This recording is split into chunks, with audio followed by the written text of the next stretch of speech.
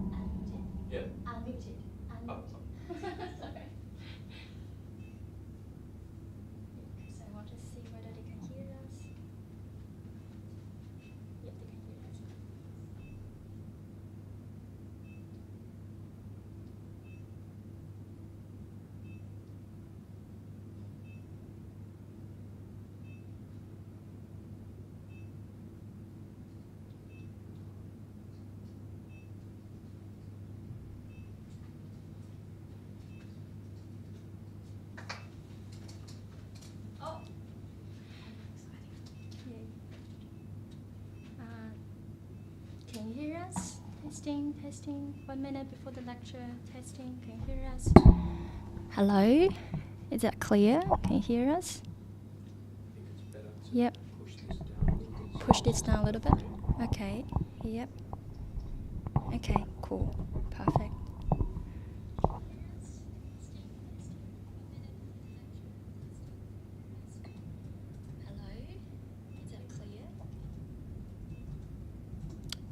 Okay, now it's 11:05. Welcome everyone joining us in this lecture today. Today we'll talk about teamwork, talk about collaboration, and today we have some guest lecturers joining us today. Yay! And for today, we have two parts in this lecture. So the first part of this lecture will have industry guests joining us, and they will talk about how to collaborate, how to teamwork, so not only in university settings, but also in industry. So you will learn how teamwork. And we're also invited two senior students from UNSW. So they will talk more specifically how to survive teamwork in 1531 and also other courses at university that involves group work. Okay, so now let's welcome our industry guests.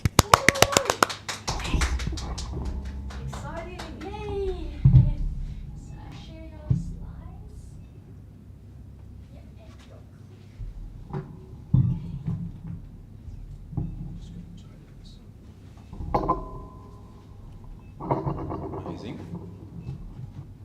I will start us off. Thank you so much for having us. My name's Caden. This is my colleague Olivia. We're from a company called ProSocia. So we help people and organisations thrive. So we do a lot of work that is consulting, which means working with executives to create the operating model and the culture that helps them get the outcomes that they want. We also do a lot of training, coaching and facilitation.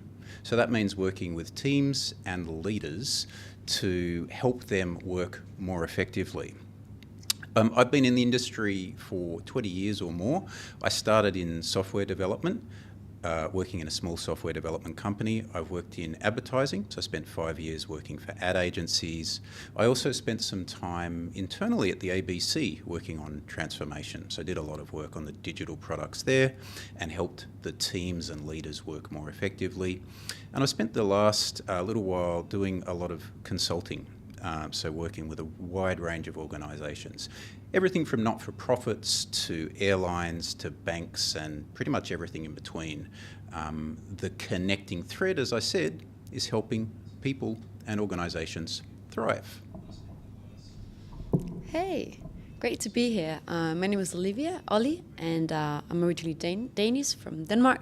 Moved here 3 years ago, so I spent a lot of time in Scandinavia, in Europe, working in the consultancy space across all types of industries, from pharmaceuticals, media, health tech, and so on, startups and large corporations. And I always worked in the space of how can we help organizations work better together and help people have a lot more fun at work, and hence also create better results. So I really enjoy talking about these things and working with you on these things, and bringing some of the Scandinavian learnings and knowledge to Australia as well. And yeah, I love the ocean and surfing and all these types of stuff, so love living here. Amazing. Thanks, Ollie. And thanks, Yu-Chao, for having us, and thanks to all of you for coming along. We hope you find some value out of today. Before I get into the content, a point that I'd like to make is everything that we're sharing with you here today are things that we use in the organisations that we work with. So these are real tools and techniques that we've seen be effective in the workplace. So what are we going to do today? To start with, it's about learning actionable techniques that will help you collaborate more effectively and continuously improve the way that you work. Broadly speaking, we're looking at two topics. We're going to introduce psychological safety, and then we're going to talk about a collaboration framework and toolkit that you can use. I'll note as well, your next tutorial session will be an interactive session that we've designed. And the idea of this is it gives you the chance to put some of these techniques into practice for your group. So why should you care? In my view, I think there's two reasons. Firstly, there's an immediate benefit for you. These techniques that we give you today, you can apply in your upcoming group assignment. So if you use these will help you collaborate more effectively and in the end get better results. And secondly, as I said, these techniques are real techniques that are used in the workplace. So they'll give you a bit of a flavour for how things happen out in organisations. Some housekeeping as we get started here. Firstly, as much as possible, I'd ask you to unitask. I just mean focus. I know there's lots of distractions, but stay focused on the content. That's the best way to get the most out of it. We are going to use the chat for questions, so I'll do my best to monitor that. I think Yu-Chao is going to give me a hand with that. And at a couple of points in the session, we're going to ask you for your input. So I'll have some questions. Again, please do use the chat for your input here. I understand there's about a 5 or 10 second delay, so there might be some awkward silences while we're waiting for input, but we'll deal with that.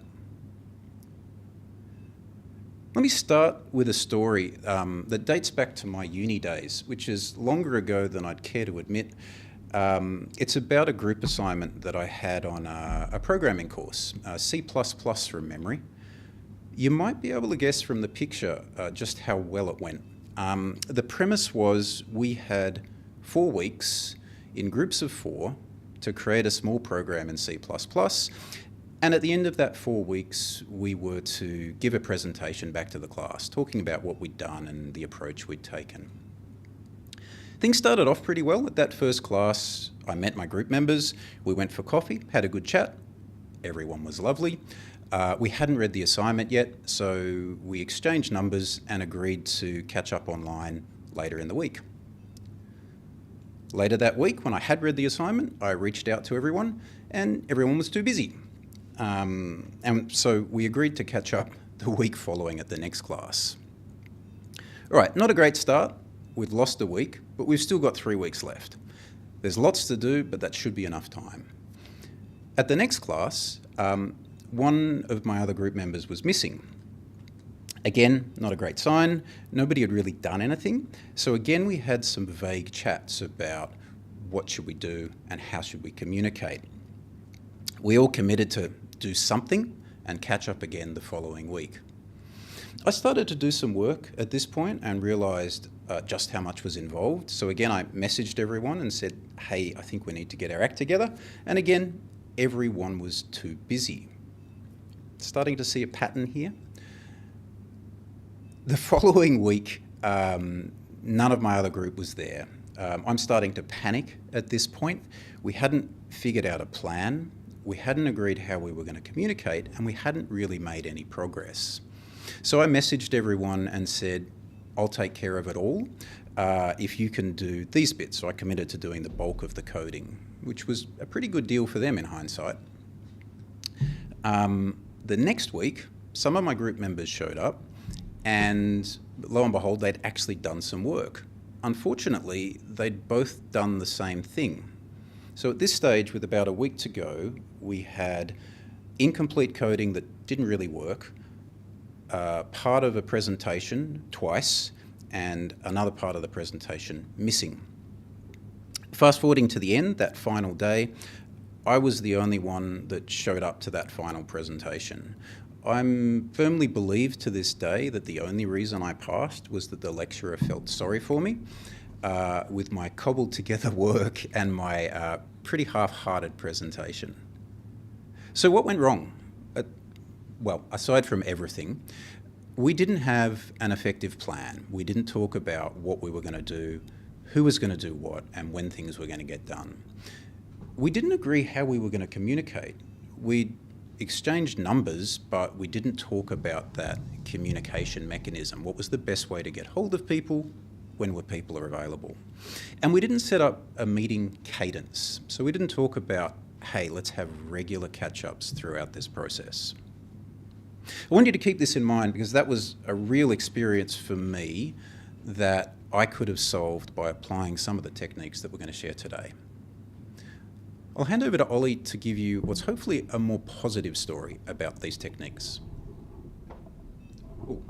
before I do that, I want you to put in the chat, what do you think the attributes or the qualities of a high-performing team are? And I'd ask you to share your thoughts in the chat. And you, Chow, if you can give me a hand.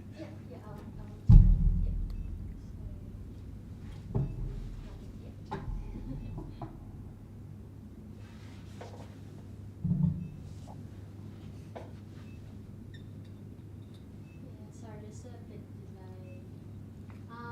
Sourcemaster says consistent communication. Cheat coder says responsive. Consistent communication and responsive. I love it. Great ideas. Communication and shared goals. Commu- Accountability.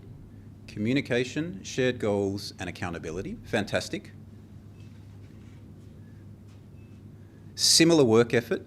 I assume from that you mean everybody contributing a similar amount of effort. Great. Plan, a roadmap plan.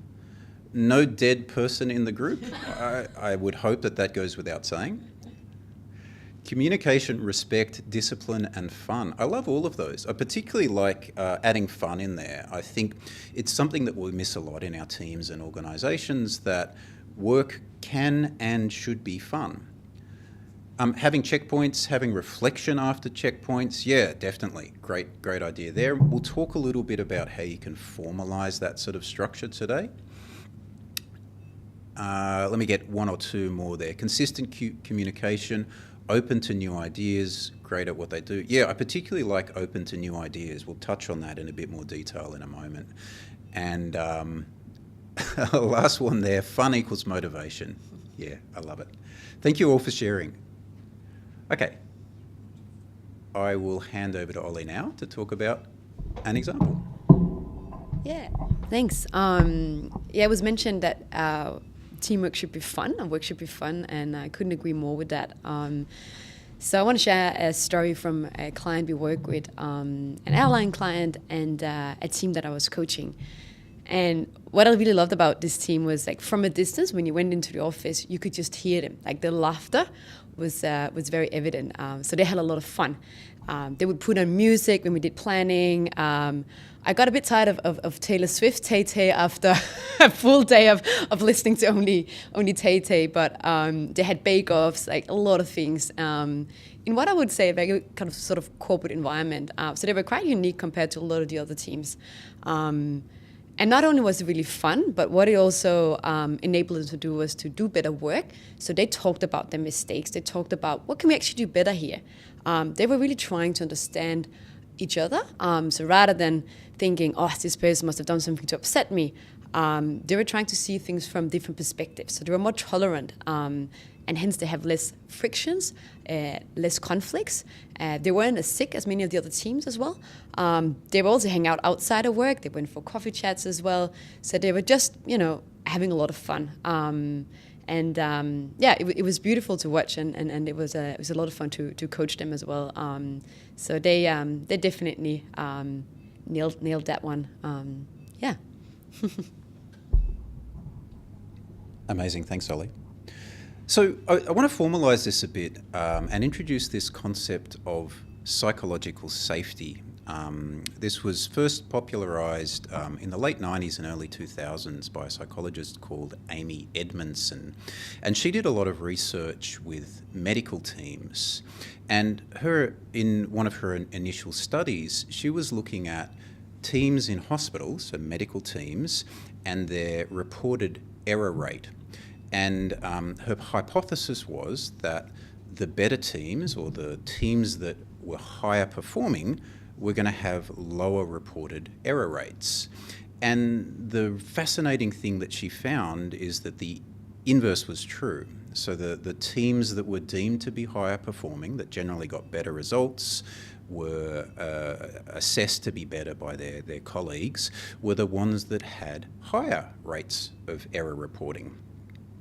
So she thought about this for a while and realised that the reason that this correlated in this way was that the teams that were comfortable reporting about and talking about their errors were the ones that were going to learn the most and, over the long run, perform the best. And this is where this idea of psychological safety comes in. So her definition of psychological safety is this. It's the belief that you won't be punished or humiliated for speaking up, taking risks, or making mistakes. And if we think about this in a team context, you can think about this as being your genuine or your whole self. So why is this important? It's important for a number of reasons because of the results it can get. And I want to hand to Ollie before I talk about those to give you an extreme example of what can happen when you get it wrong. Yes, I'm sure a lot of you have heard about the disaster in Chernobyl in 1986. It killed directly 31 people, but indirectly it killed thousands of people, and generations to come after that accident, people were born with different disabilities because of the radiation. So think about it, this is 1986, it's the Soviet Union. There was a culture of compliance and fear. You were not really supposed to talk about mistakes. You were not talking about any concerns or anything. You just had to sort of comply with your master and make them happy. So that's the culture they were in. So the constant state of fear, which I can imagine must have been really stressful as well. So what is interesting about this thing is that the operators working at the plant knew that this design was unsafe. They knew that there were some problems, but no one said anything for a long period of time. So then they were shutting down the plant to do a test. And during this test, they were still concerned. There were a lot of things that were not constructed well, and they knew the risk of it, that could kill a lot of people. And they still went ahead and did it. So no one said anything. No one raised these concerns or asked for help or did anything. And as we all know, there was a steam explosion that then went on to this horrible disaster. So that's an extreme example of what can go wrong when you don't raise these things. And of course, it doesn't always end up in people dying, but it could end up in the real world, right? That we don't get as good results. Our product could have been better. Our quota could have been better, and these kind of things. So yeah, extreme example. Back to you, Kate. Thanks for sharing that, Ollie. So let's talk about the benefit. So why is it important to you in your team, and why do we stress this so much with the organisations that we work with? And I do want to highlight that this is something that we as consultants talk about a lot with leaders in organisations, because unlocking this is actually one of the keys to unlocking high-performing teams and high-performing organisations. So firstly, it improves collaboration. When you have psychological safety, you are more likely to have a team that is willing to talk about new ideas for collaborations or products. You're more willing, as in that hospital example I gave, to talk about your mistakes. And when you're talking about your mistakes, you will improve over time because you're able to learn from them. Secondly, it encourages innovation and creativity. It kind of makes sense when you think about it, right? Innovation and creativity by nature require novelty. You need to be coming up with new ideas. If you are not in an environment where it's safe to suggest new things, innovation and creativity is generally stifled. The third one is close to my heart, and I talk about this a lot. Psychological safety makes feedback easier. This is really important to me because feedback is one of the best mechanisms that we have as individuals to learn and grow. It's this opportunity to see other people's perspectives on us and take their feedback and learn. If people don't feel safe to give you feedback, or they don't feel safe to receive feedback, then you're losing out on an opportunity to grow. Studies have also shown that it improves well-being, and this goes back to that idea of bringing your whole self to work or to your team. If you are not feeling safe to express yourself or to have your true personality, in other words, you're holding yourself back, then you are less likely to feel good, and it will have poor mental health outcomes. And all of this combines to get better results. One thing I want to stress here is that psychological safety, having high psychological safety, doesn't mean having low standards. We're not saying that, hey, you need to be psychologically safe and nobody's accountable for delivering any work. And you can think of it as this orthogonal relationship with psychological safety on the vertical axis and standards on the horizontal axis. If I break this up roughly into 4 quadrants, starting at that bottom left quadrant where you've got low psychological safety as well as low standards, this means that both you don't really care about the outcomes that you're getting and nobody feels safe to talk about them. If you're in this zone, this means you've got people showing up to meetings and playing on their phones and not paying attention, no real commitment to outcomes, and no positive discussions about how you can get better. If I move up to that top left, this is where you've still got low standards, but your psychological safety is high. This is what you can think of as the comfort zone. Everybody's happy to talk about problems or suggest new ideas, but there's no real benefit of doing so. Nobody cares about the outcomes, you don't care about quality. Why bother? The bottom right is probably the worst place to be as a team member or an individual. This is the anxiety zone. This is when you've got high standards, so you're expected to deliver high quality and get real outcomes, but low psychological safety. So you're not comfortable talking about the problems or the things that might help you do better. So, which brings us to that last quadrant. And this is where I'd argue you would like to aim for, the learning and high performance zone. This is where you've got high standards, you're looking for that distinction or high distinction on your assignment, or as a team member in an organisation, you're looking to deliver value for your customer, for the business.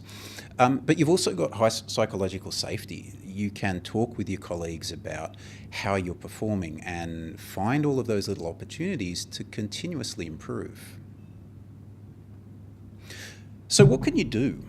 I'm going to give you a small set of ideas here. So these are things that you can do in your team to help you in your group assignment to foster psychological safety. Let's start with fostering conversational equality. By this I just mean making sure that everybody has a chance to be heard. There are a bunch of different things that you can do here. The first one is being a little bit self-aware. If you're the type of person that tends to talk a lot in group settings, maybe just take a moment to check yourself. Think about giving other people space to talk before you do, even if you're pretty sure you have the right idea. Let me give you an example. I worked with a very senior executive a couple of years ago who had a raft of experience in her field, and as I said, very senior. She knew what she was doing. She had a technique with her team in her meetings where when they were talking about a topic and she wanted to give them space to speak, she would literally sit on her hands. It was this physical interrupt that reminded her to give her team space to speak first. This resulted in a broader range of ideas and richer discussions. It was also pretty funny to watch. Once I knew about it, I could observe in meetings when she had something to say but was holding herself back. The last tip I'd make under this foster conversational equality is asking people for their input or opinion. You need to be a little bit careful with this one. You don't want to make people feel uncomfortable or put them on the spot, but turning to someone else, one of the other people on your team, and asking them for their input is a really good way of showing that you care about their opinion and encouraging them to speak. Also, when somebody does speak, thank them for it. Like, appreciate their ideas. Which brings me to that second point, practice active listening. This means genuinely paying attention when the people around you speak. And for me at least, this is easier said than done. You find in our busy lives, you've got a lot going on in your mind. You've got distractions on your phone and on your devices. You might be thinking about a conversation you had earlier today or an assignment that's due. Or you might even be thinking about how you want to respond to the person that's speaking. What I'd encourage you to do is just stop and pay genuine attention. Try and focus on what they're saying. you'd be surprised at how deep communication gets when you do this. And you'd also be surprised how much people notice this. It changes how you interact, and over long term, it encourages people to speak. Third point there, talking about mistakes. I've covered this a bit. One thing I'd add to it is, so I gave a talk a month or two ago with a paramedic, and we were exploring what we in organisations can learn from paramedicine. It's a fascinating space and they do amazing work. But this was one of the highlights that stood out for me from talking to him. Paramedics value talking about mistakes. For them, talking about mistakes can lead to valuable changes in practice that make for better outcomes for both patients and paramedics. For us, the stakes might be different, but we can still get great results. Not only does talking about mistakes help us learn, but it also shows us that we're willing to listen and helps foster this environment of psychological safety. Last two tips there go hand in hand. Admit you don't have all of the answers and be open to suggestions and feedback. So this is similar to what I said in the first point. If you're the type of person who often leads a conversation, just check yourself every now and again. When a problem comes up and you're not sure about it, actually just say that. Demonstrating vulnerability can have a fantastic impact on your teammates. We do this a lot with leaders, particularly senior leaders, where having them show vulnerability can really help foster psychological safety. Question now, what if you're holding a meeting online? How do I show that I'm actively listening? Oh, I love that question. So I'll just repeat it. What if we are holding a meeting online? How do I show that I am actively listening? So one of the first things I'd encourage you to do is turn your video camera on when you can for online meetings. There is a cultural phenomenon that we observe in organisations where it's almost like there's a critical mass where it becomes accepted practice to either have your cameras on or cameras off. I know for myself, as somebody who facilitates a lot of meetings, it is much, much easier when cameras are on. The other thing for online meetings, because not all of them, so this is an example where I can't see any of you, is to give your colleagues or the people you're meeting with opportunities to feedback. So take pauses, monitor the chat, ask questions, and interact.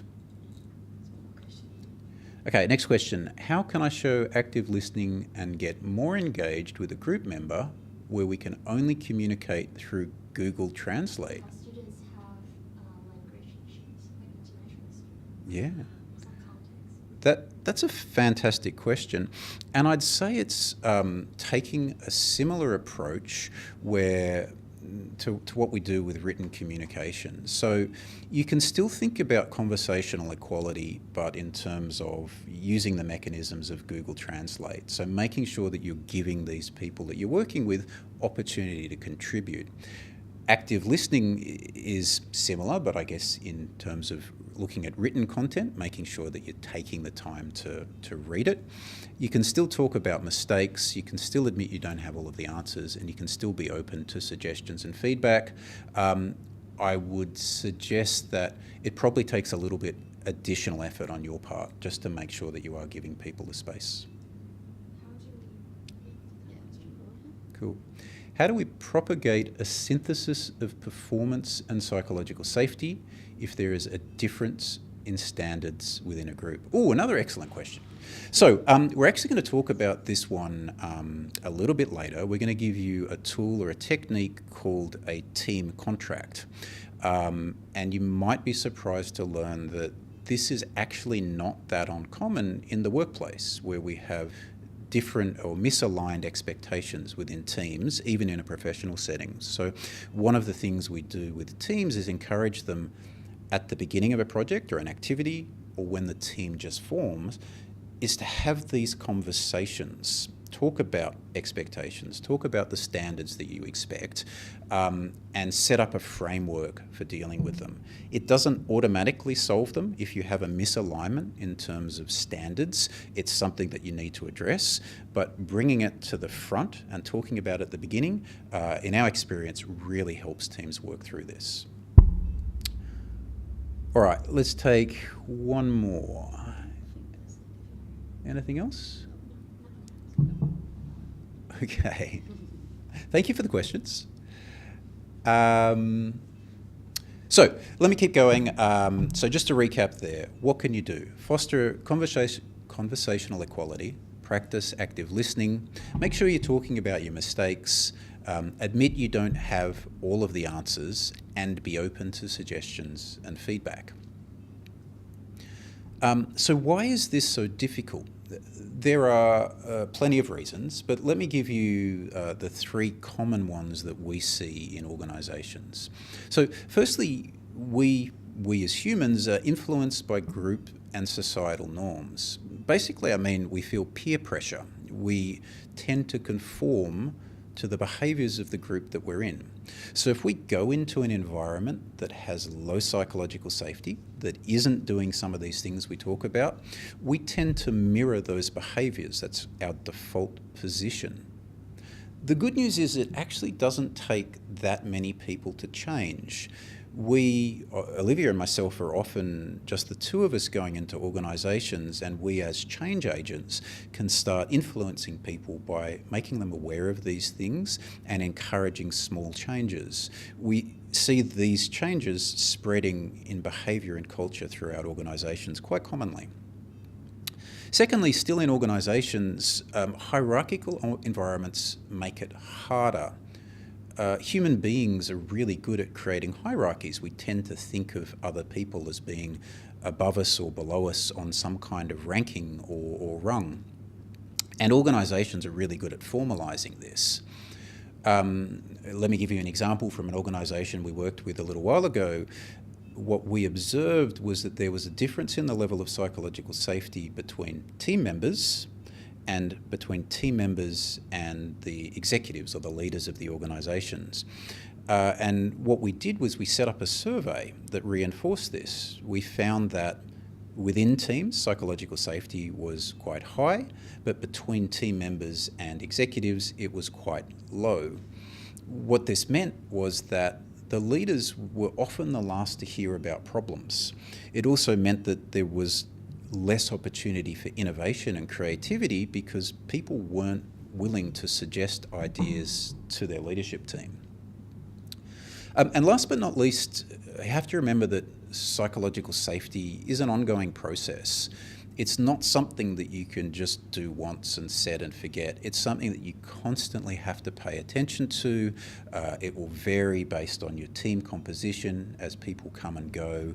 It will vary based on season and people's moods. So it's an ongoing process. All right. So time for you to do something for me. I'd like you to have a think about what you will apply. And there's three things that I'd like you to do. Firstly, think about a time when you've experienced either high or low psychological safety. And I'd like you to reflect on what that experience was like and how it impacted you. And thirdly, I'd like you to write down at least one action you will take to foster psychological safety in your group for your upcoming group assignment. Let me give you about 2 minutes to have a think about that, and I'd invite you to share your thoughts in the chat on any or all of those points, please. Off you go.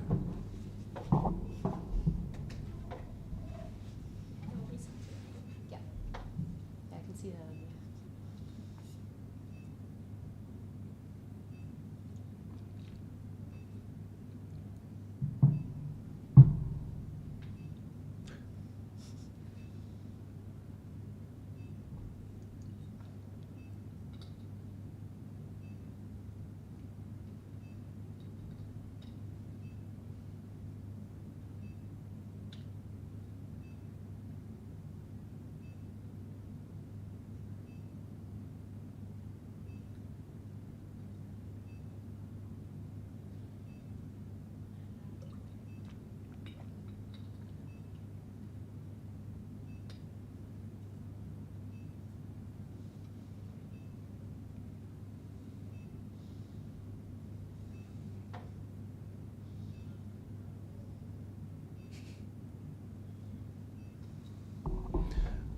right, I can see some thoughts starting to come through. From Rin, we've got low psychological safety, all of my education. I'm sorry to hear that.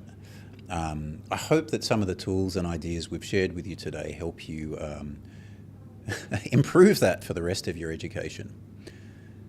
There's a reference to Jensen Inca. I'm probably saying that wrong, aren't I? Someone can correct me.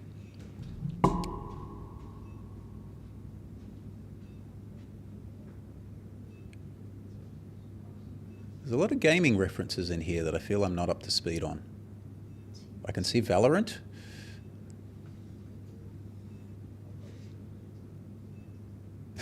Rainbow Six Siege, okay. I forgot about that. That's the timer.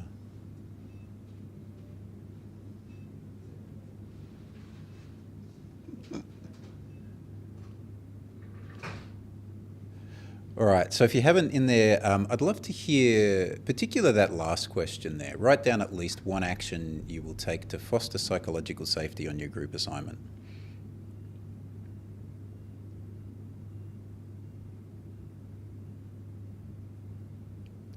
Well, there's a great comment there from Diet Coke 600ml. Low psychological safety, there was an assignment that you had no clue what you were doing but didn't feel like asking for help. Outcome was taking way too long to complete it. That's a great example.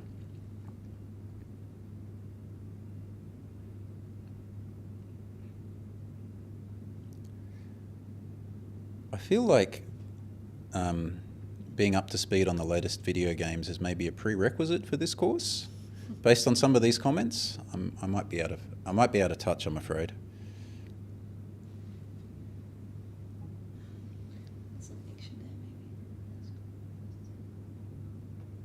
I can see there, so some actions coming through. Make sure every team member is heard. Ask how everyone is feeling and if there are any concerns at the very start of the meeting.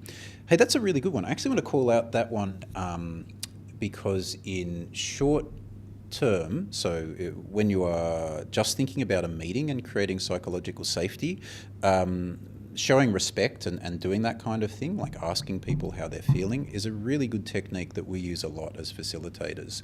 There's actually, studies have shown that if you give everyone at the beginning of a meeting the opportunity to speak, they're more likely to speak throughout the meeting and contribute. So you do it in a unconfronting way, something of how you're feeling or fun kind of activity, and you'll get better results.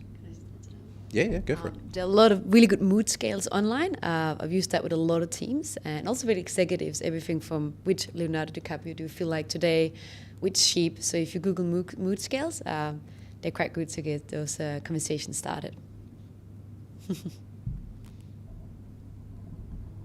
Cool. All right. Hey, thanks all for putting down your thoughts. As I said, I'd encourage you, even if you didn't put down thoughts in the chat now, just to make a note, either now or after the lecture, about one or two things that you can do with your teams to help foster psychological safety, because it will help you collaborate better and get better results. Yeah, just one more. Cool. Oh, okay, there's one more that's been brought to my attention. When I miss too many lectures and I'm afraid to ask tutor questions.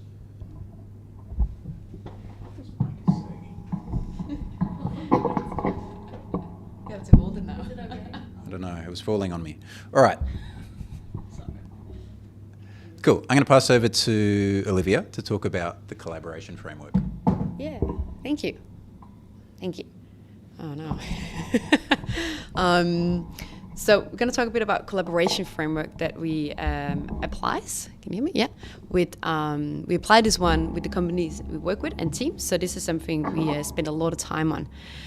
So what is it? It's a simple framework that you can use to collaborate effectively in your group. So I'm gonna go into a bit of details of what the different components of that one is. It's one that we keep repeating with the organizations, teams we work with. So they work in these different cycles, and then they do these key elements that I'm gonna talk about in a minute. Why do we do this thing? Why do we even care about it? Well, it gives you better results. It also make you able to deliver work assignments faster, and it also makes people happier. So this really helps when you're collaborating well. Work is a lot more fun. It's a lot more fun working on your assignment, and your customers or whoever the people that need to receive your work are happier in general as well. So overall, super, super important. And I also want to just mention here that we often focus on what we want to work on, but how we work, so how we collaborate, is equally important to what we work on, right? You cannot work on something and then not actually working on how are you going to deliver that thing. So the how really informs the outcome you're going to get. So there's quite a lot here. I'm going to break it down in a minute, but this is a collaboration framework that we apply with organizations, and this is what you will apply as well in your assignment. So the first thing, cool, planning. So this is where you're going to agree on your goals or goal for the week. So in your team, how do you want to deliver this work? What is your goal with it? What is it that you can commit to as a team? You might not want to agree to it, but at least you want to commit to it. So I love that difference between commitment and agreement, because sometimes we cannot all come to an agreement, but at least I can say, okay, yes, I want to commit to that thing. I think this is possible. Who's doing what? If we just have a goal and we actually don't know who's doing what, we might end up at the end of the week, oh, we all have had a great goal, but we were doubling up on work because two people were doing the same thing, another one was doing something else. So that's also a really good one, aligning on that one. What are the different roles? Are there any risk you foresee?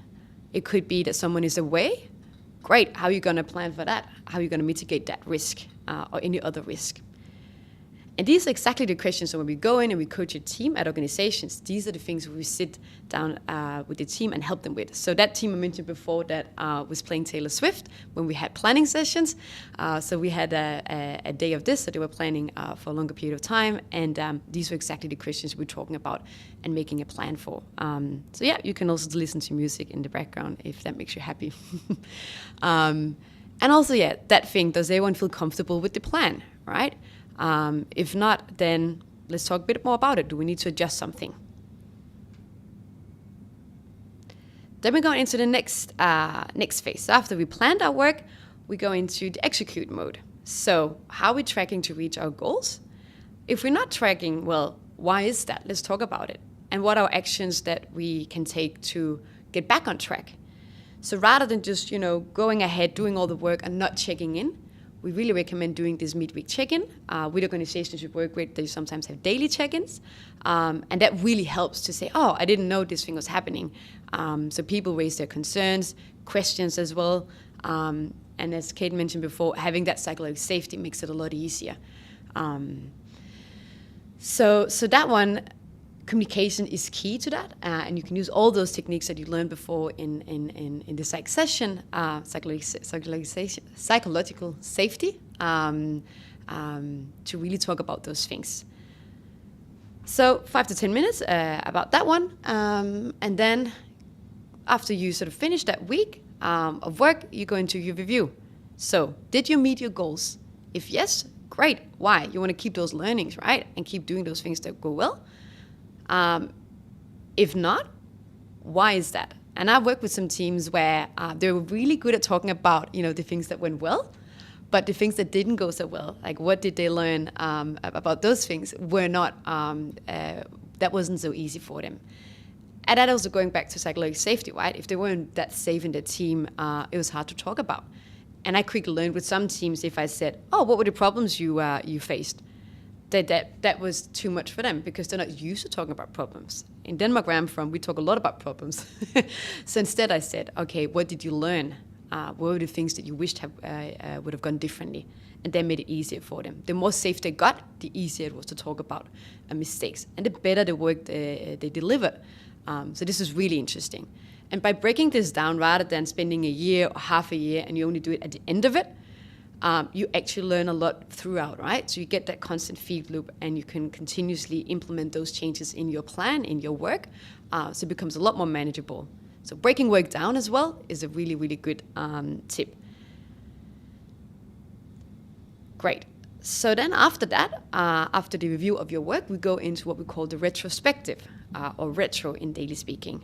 So this is where you're really going to reflect upon your teamwork. So before you reflected upon in review your work that you delivered, and this is how did we actually deliver that as a team? What went well, what didn't go so well, and what is one action that you can take to change the things that you want to change? And I want to emphasize that this is an experiment, right? So if you say, we think that this is the action we want to take, we want to communicate better in this way, for instance, or we want to go out for lunch once a week, whatever that action is, don't keep doing it if it doesn't make sense. I work with a lot of teams where I ask them, oh, so why are you doing that thing? And they're like, oh, because we agreed to it a long time ago. And I was observing them and asking them, but does it work for you now? Like, no, not really. Okay, why do you keep doing it? So this constant reflection is also to check in, right? Nothing is static. We constant move. So things that might have worked for us once might not work for us in the future. If we get new team members, things around us change. So experiment with it and see if it works. Keep it for as long as it makes sense. If it doesn't work, scrap that one, come up with a new thing. So one action, and it's really a good idea is to write it down what that action is, so you don't forget. Great. So I just want to go back a few slides. So this, what I just talked about here, was that whole collaboration framework broken down. So here you can see the cycle from planning to executing, where you have the midweek check-in, to your review after you're done, and then your retrospective. So this is a process you keep repeating. And what is really cool about that, because you keep repeating the process, you also become a lot better at it. So your first planning might not be as good as your last planning, which makes sense, right? We keep learning about these things. And you'll receive a handout with this information as well. Great. I don't know, any questions, Yuchao? No. Cool, great. Team contract. I think it was mentioned in chat as well, but team contract is something we do with organizations too. So we have a workshop when we start with a new team where we're looking into these things. So this is an agreement on how you want to work together as a team. And why does this matter? Well, if you want to do well and do good work and also thrive, it's really good to agree on those things. Make it really clear. There are a lot of things that are not really clear to people if you don't talk about them, if you don't make them visible. So I might think that, well, respect to me means this thing, but to Kaden means something else. So often we have all these different perspectives on things, but we actually don't understand each other. We haven't actually really understood what that means. And we have different cultures. That also differs a lot. Like I have a different culture background, and there are things that I see here that, I view differently than other people, right? And Australia is so great for that because we have so many different cultures. So this really helps us understand these different perspectives. So what does it mean for each other? What are the things that we want to do? And this just makes it really easy. I've also seen a lot of teams where they keep being frustrated about certain things. And then I ask them, why don't you just talk about it? Let's do this thing. And like this key team contract. And when they do that, it's such a relief because they maybe for years or months just didn't actually spend the time thinking about these things or having a space where they could come forward and talk about these things. Great. So what are the things that you can include in a team contract? So behaviors. I mentioned respect before. That could be something, right? We want to respect each other. Great. What does that mean? We want to trust each other. So what are the different behaviors you would like to see in your team that's going to make it a lot more fun and also will be able to help you deliver good work? How do you want to communicate and document your work? So where do you communicate your different things? What if somebody gets sick? What are you doing then? That's a classic example. If you're late, how do you agree you want to communicate? And then write all these things down. Where do you want to save your work as well? Are we in Google Docs? Are we in Microsoft? Somebody mentioned Google Translate before. All these things, just to make it really, really easy. The amount of times that I've seen people have documented things different places and wasted a lot of time and not being able to find things or doubling up on the documentation. I've seen that a lot. And it's just, it's a waste of time and it's annoying. So that's a really good one to talk about too. And then the last one, meeting cadence. So how often do you want to meet? Is it face-to-face? Is it online? If you haven't agreed on those things, it can be, quite sad if somebody shows up in person and then everyone else is online because you just didn't talk about that thing, right? So it just helps us make it a lot easier. And I also find this one really interesting because some people prefer the face-to-face interaction and it's important to them, and other people prefer the online. So how can we meet everyone's needs in their team, and how can we understand what's important to them? Again, you'll receive a handout about this information too. So this is the work that we actually do with organizations. So hopefully you'll be way ahead of them because you already done this at uni, which is great. Because this is not easy. It's definitely not easy. So when you create this team contract, silent writing is a really good idea. And what I mean with silent writing is write down your thoughts on, if you're in person, it could be a small post-it note, or it could be somewhere on a Google Doc or somewhere that you have where you can write things down. It really helps creating psychological safety as well for those people that are a bit more introverted. So if you're not that person that like, hey, I think this, it becomes easy because some of those people have time to just think about it and write it down. So about doing anything, creating anything, I really recommend the silent writing approach. We've seen great results with that. Then you're going to discuss, so then you can group it so you have different categories. And then you look at the different categories. So in behaviors, right? What are the things there that you want to discuss and you want to agree on? There might be 20 ideas, but you might only want to keep 2 of them or 3 of them. So that's really deciding what are the things you want to do and how you're going to document it. Where is it going to be? Because if we don't write it down and document it, it's most likely because this is a new thing, right? Don't forget about it. It takes time to implement this new behavior. It's going to make it a lot easier if it's something somewhere visible. So every time we have a meeting, we have this somewhere. If you had a room, that'd probably be over on the wall, but I reckon most of us now would have it somewhere online. And also, it could be a nice reminder. Hey, every beginning of every meeting, hey, just let ourselves remind ourselves about our behaviors that we agreed on. You can nominate a group member to be a facilitator and timekeeper. Highly recommend that. So that person is really looking after the time, and if you feel like the conversation is derailing, you can bring them back on track saying, hey guys, do we think that this is relevant for what we want to get out of this meeting, right? Because there's nothing worse than being in a session, in a meeting, and then you come out of it, you're like, so what was the action? What did we agree on? And then you feel like you just wasted your time. That's something we see a lot with organizations too, not having that clear purpose and agree on what we want to get out of this meeting. So having a facilitator is a really good idea, and being very clear on the time. How much time do you want to spend on it?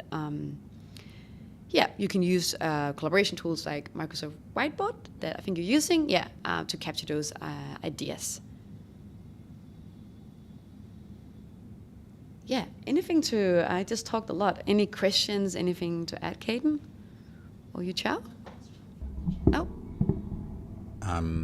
Thanks, Ollie. So I just wanted to call back. There was a comment earlier around having different requirements within a team around the standards or the expectations of what you want to achieve.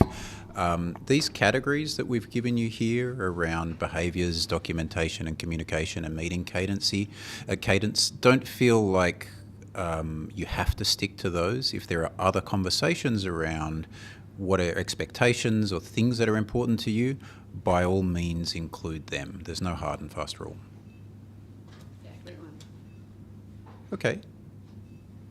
If there are no other questions, thank you so much for having us along. As I said, we've got a tutorial session that your tutors will be running with you, I think, this week, which will help reinforce some of these learnings. We hope you enjoy it. Thank you. Thanks all. Thank you so much. So now let's have a break for 5 minutes and then come back at 12:03. And then we'll have senior tutors joining us and they will talk about how to implement these in university courses and more specifically how to implement these in 1531. So how to manage your teams in 1531, how to have a good experience in your group work. So we'll come back in 5 minutes. Thank you.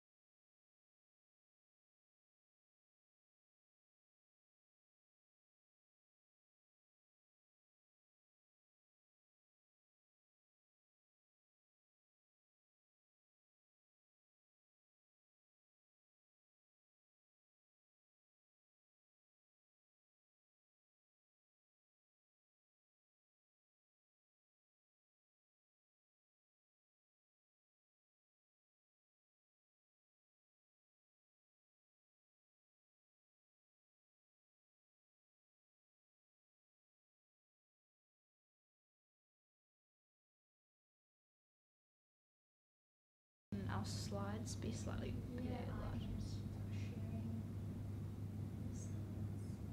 Oh, and can we move to top left?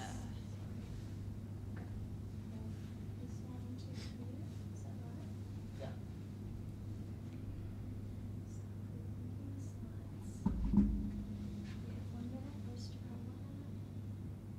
Have you ever had any big technical issues during an in-person lecture?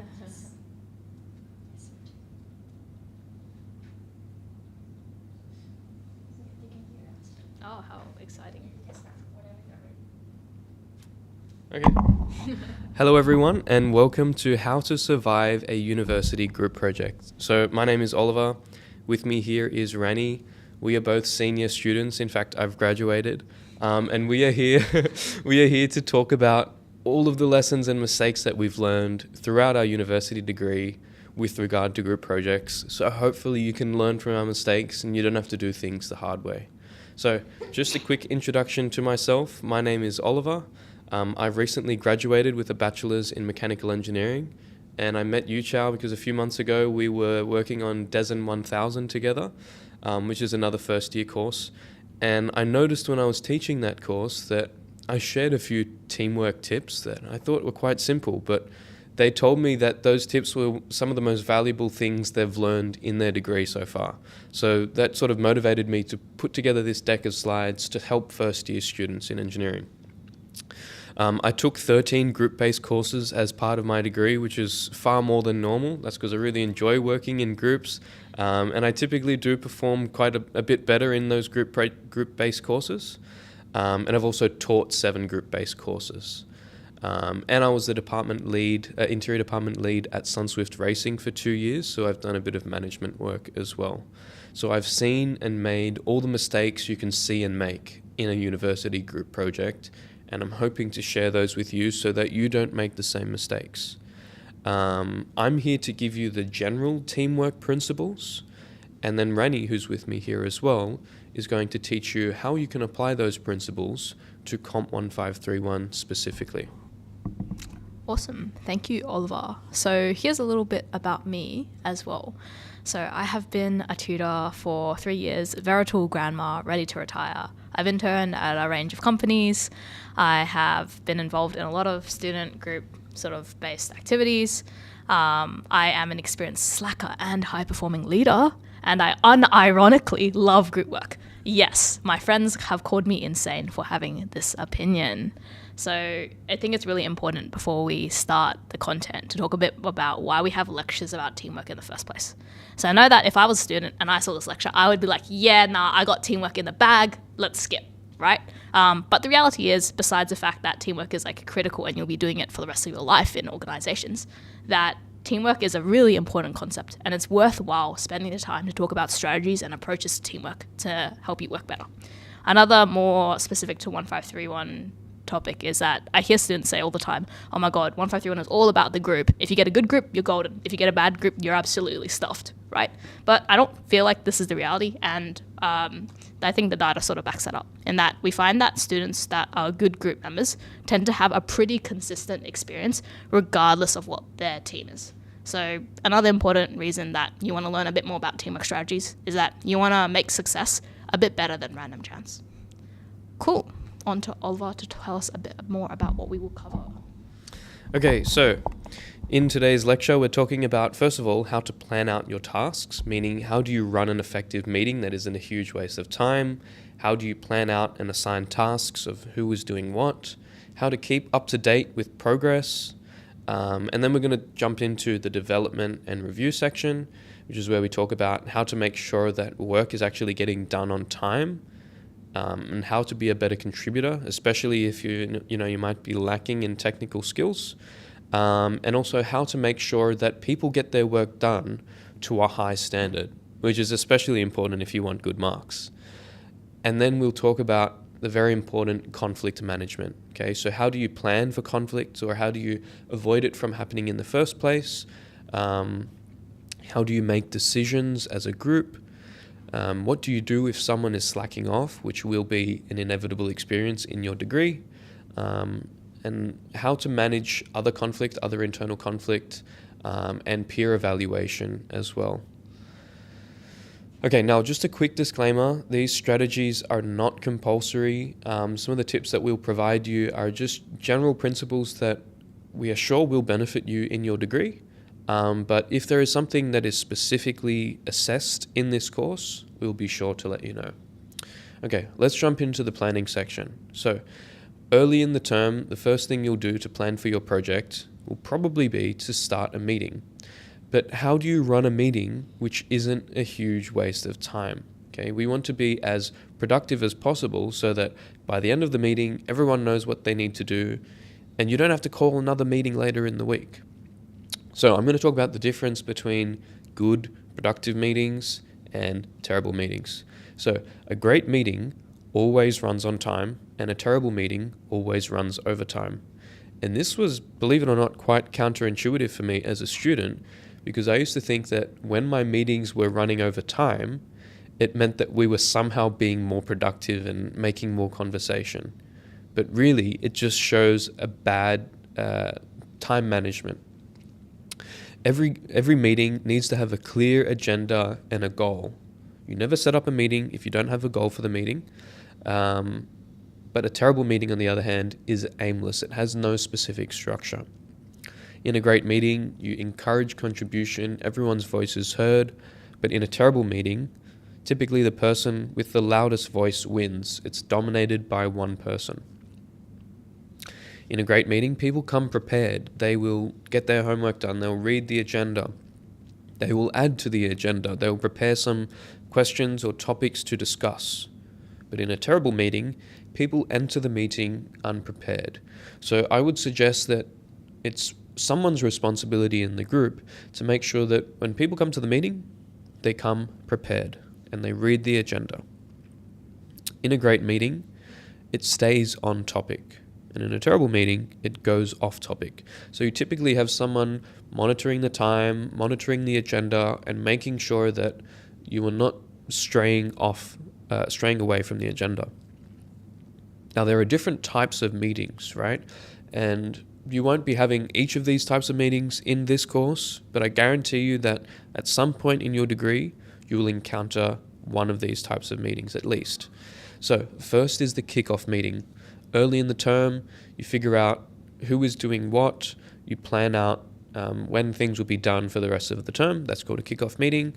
We've got weekly status update meetings, which is the one that probably comes to mind when you hear the word meeting. Everyone updates each other on their progress. We've got daily stand-ups, which traditionally is just a very short meeting where everyone will get together, give a very quick update of what they've done and what might be blocking them from making further progress. We've got decision-making meetings, which is when the whole team needs to get together and collectively make an important decision together. We've got design reviews. Of course, some piece of work has been done, some code has been written, some products have been designed. You need to get together, review it. And then we've got debrief meetings, which is at the end of any big accomplishment, any big task, assessment, project, the team will get together and talk about how it went. What did you do poorly? How can you improve for next time? Almost like a reflection. Now, during your meetings, you should be taking meeting minutes. Meeting minutes are just notes that you would take during the meeting. And so it looks something like this. At the top, you've got a thing where you enter what is the date and time of the meeting, and what week did you have that meeting, who were the attendees in the meeting, and what were the items of discussion, and what decisions were made. And then a little bit further down, you can see action items and reminders, which is where you note down what is the homework. After the meeting, what do people need to get done? And sometimes during the meeting, questions will come up. And you want to bring those questions to your tutor next time. So keep note of those as well. So in this course, meeting minutes are a requirement, and what you see on screen is the level of complexity that your marker expects. Eventually, you will see more advanced meeting minutes in future courses, but this one we keep it nice and simple. A markdown meeting minutes template has been provided to you in the COMP1531 repo. Now, keep in mind, you don't have to use Markdown. You can use any tool you wish to create your meeting minutes, but as long as you create something, with a similar complexity to what you see on the screen here, that's fine. Now let's jump into Gantt charts. Now creating a Gantt chart is typically one of the very early steps that you would do in the planning phase. Normally it would happen in that initial kickoff meeting. And so I want to explain to you what it is first. Now keep in mind that you won't have to create a Gantt chart for this course, but I'm teaching it to you because you will have to create one eventually in future courses. So, if you've never seen a Gantt chart before, this might look a little bit intimidating, but along the very left-hand side of the screen, that left-hand column, you'll see a list of the main tasks that need to be accomplished throughout the term. So we've got title page, abstract, introduction, market research. This was a bunch of tasks for a major, like a final report. And then along the top row, you'll see weeks and days of the week. And then below that, in that grid, you'll see blue bars and orange bars. The blue bars tell you when you plan to get something done, and the orange bars tell you when you actually got something done. And then the red columns tell you when things are due. Now, I would recommend that when you create these red columns, you shift them forwards a little bit to create yourself buffer periods, meaning you should always aim to get things done earlier than they are actually due, just in case things go wrong. So a Gantt chart is something we use to visualize task scheduling. We can communicate dependencies between the tasks, which is when one task can't be started until a previous task has finished. And it allows for progress tracking using this orange bar. Now, again, keep in mind that a Gantt chart is not necessary in this course. I'm teaching it to you because eventually you will need to use it.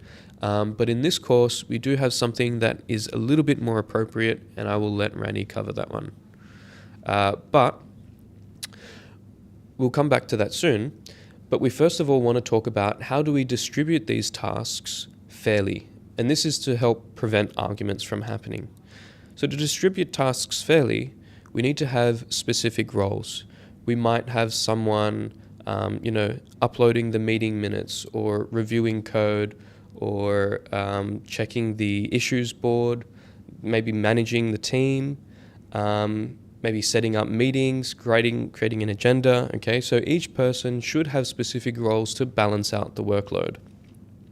And keep in mind that not all of the tasks require a high level of technical competence. So for example, project management, sending out reminders of upcoming deadlines, user interface design, brainstorming test cases, usability testing, writing documentation, report writing, and reviewing the specification. A lot of these don't require a high level of technical competence, and you still can be a good contributor by working on them. But keep in mind that in COMP1531, documentation contribution is not an adequate substitute for code contribution. So help your team out, pull your weight in these areas, but you still have to contribute some way to code. Next tip is a verbal agreement of equity.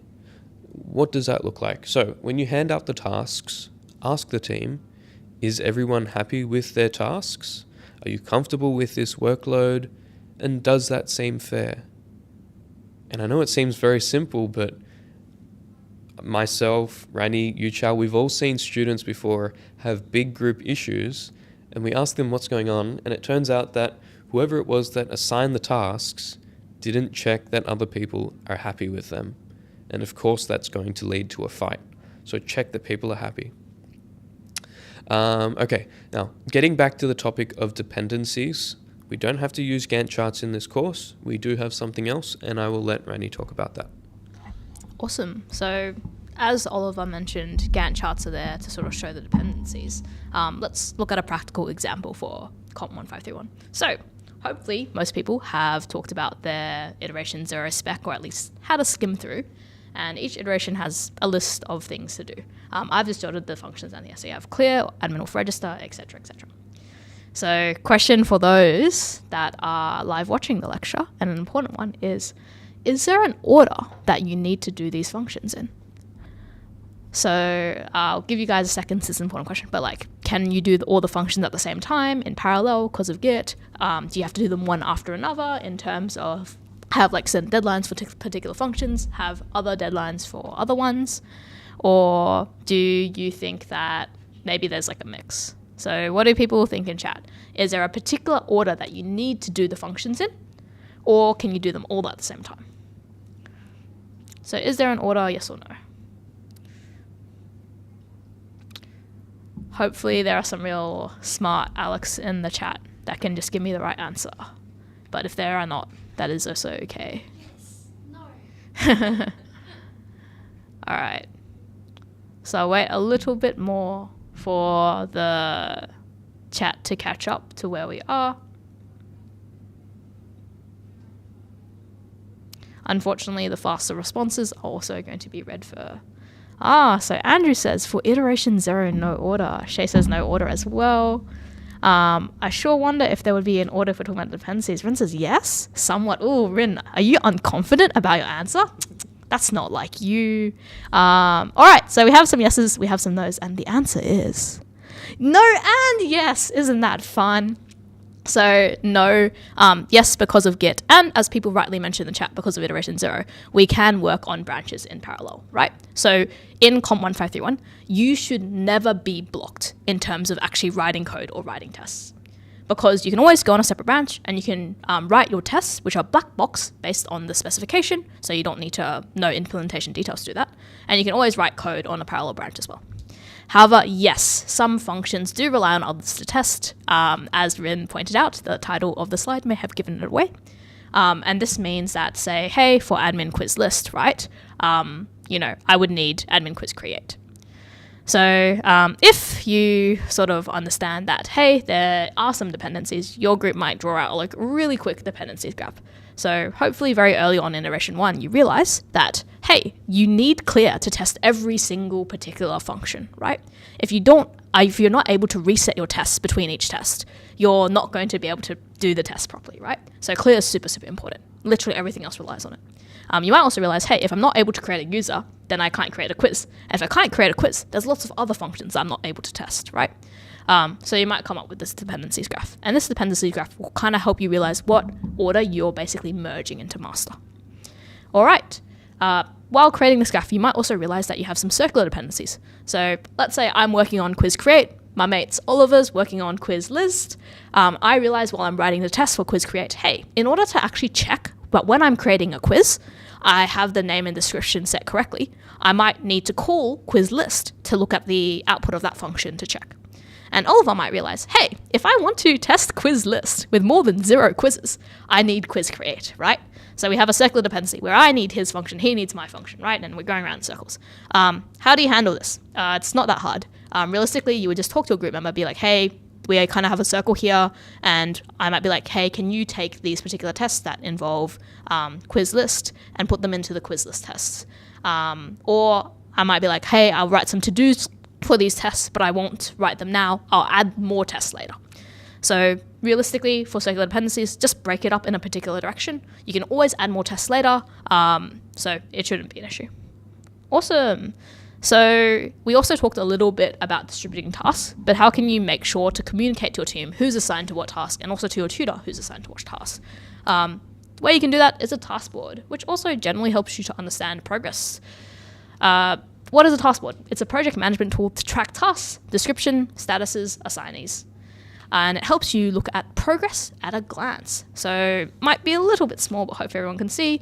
You can see this particular task board accurately reflects the workflow that you kind of go through in COMP1531. You have a testing list, you have an implementing list, you have a reviewing list. There are also simpler task boards. So here's another layout. You have to do, doing, done, but this team's added more sort of tags to each of the issues. Like this is an issue around writing documentation. This is a feature. This issue needs to be reviewed, right? For COMP1531, we don't expect you to go to a high level complexity. Pick a format that works for your group. As long as you have a description, you have assignees, and you have deadlines, we're pretty happy. Okay, moving on to development. So what generally happens is an iteration is about 2 weeks, or at least iteration 1 is, and you might have a meeting every week. So this means that you have a meeting on the, let's say, the Wednesday, right after the iteration is released, and you have a meeting on the Wednesday right before the iteration is due. And what happens between these meetings is that there is a fog of war, where in meeting one, you might be like, oh, we'll plan and we'll distribute our tasks. And then in the next meeting, you're hoping everyone has their stuff done so that you can submit in 3 days, right? But that's probably not fantastic, right? What if you rock up at the second meeting and you're like, yo, no one has their stuff done, and now we have 3 days to reassign and do everything and make sure everything's merged. That's not cool, right? So we probably want to have a few more frequent check-ins during the weeks in order to make sure everyone's on track. But meetings are long, and I don't know about you guys, but I don't really want to talk to my teammates every single day. Like, fair enough if you guys want to do that, but not my vibe. So we can use this concept called stand-ups. What is a stand-up? They're frequent, often daily, short progress updates where each member of the team answers 3 key questions. So what did they do? What problems did they face, also known as blockers? And what am I going to do? These can be synchronous or asynchronous. So I think Ren asked the question in the chat, can we do meetings during the lab? Yeah, you can. You might do a synchronous stand-up at the beginning of the lab to just align what you're working on for the lab, right? They can also be asynchronous. So, for example, on MS Teams, you might like write a post, you might send an email, or whatever communication method you're using. Here's an example of an asynchronous stand-up. So there's a poor person at the top who's been tasked with sending the notification reminding everyone to do their stand-up. You can see that they've talked about what they've done, what their blockers are, importantly. So for example, this person has been like, hey, in order for me to like actually run my tests on my function, I need someone else to finish this particular function. You also notice they mentioned, hey, I've got some other coursework coming up, so they might not be as available, right? There's another member of the team that's like, hey, actually, I didn't get my stuff done. And we love that transparency, right? And they're saying, like, I'm going to try to get it done tonight, which is great. You'll also notice that they do a fantastic thing called asking for help. That's crazy. Where they're like, hey, I'm struggling with this particular component of getting the parameter. Hey, do you have time to pair with me and maybe help, right? So a really important thing to notice around helping teammates in COMP1531 as well is that if you have time and you're happy to help, we'd love for you to help your teammates. Sharing knowledge and growing with your team is a great big part of this course. However, it is not an expectation for you to teach your teammates the entire course. So there are course resources, right? Where you can say, hey, sorry, I don't have time to help you, but do you want to head to this help session, which are both online and in person? And you can be like, hey, do you want to ask a question on the forum? Or if it's like during your lab, you can be like to your tutor, help, right? But we want to make it clear, right? It's not on you to like teach your teammates a course. If you have time, do it. If you don't have time, direct them to course resources, and it's what we're paid to do, right? Awesome, cool. So let's move on to how to make sure people get their work done on time. Yes. So Rani has covered dependencies and we've talked about schedules, but sometimes people don't stick to the schedule and they still don't get it done on time. So I want to teach you some more psychological tricks to make sure that people are getting their work done on time. So this message is a message that I sent out early in my university degree. It was, hey Sam, considering that you've got experience with 3D modeling, do you mind making a model of the enclosure? I want you to read this message and tell me, what did I do wrong? What is wrong with this message? Because I sent out this message and Sam said, yeah, sure, I'll get it done. And then the next week rolls around and I join the meeting and he hasn't gotten it done. So I want you to have a guess of, why didn't Sam get this done? What did I do wrong?